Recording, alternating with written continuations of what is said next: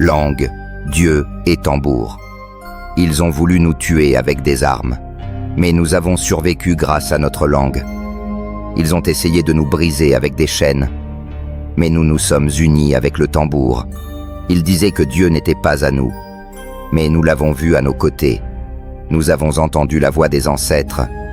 Le créole n'a jamais été un accident.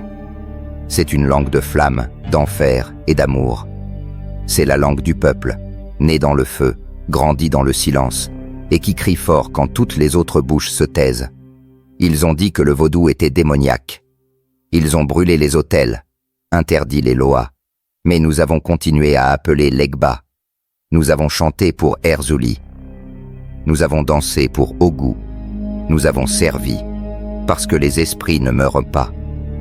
Nous n'avions pas besoin de livres pour nous souvenir de qui nous étions. Nous chantions notre histoire sur les tambours. Nous racontions les batailles sur les mers. Nous lancions des réponses avec le cœur serré. Nous transmettions des messages au lever du soleil. La religion ne nous a jamais séparés. Certains allaient à l'église, d'autres dans les temples. Certains lisaient la Bible, d'autres allumaient des bougies. Mais quand nous prions, c'est le même Dieu qui écoute, le même cœur qui souffre. Quand tout s'effondre, c'est le tambour qui résonne encore. C'est la langue qui raconte.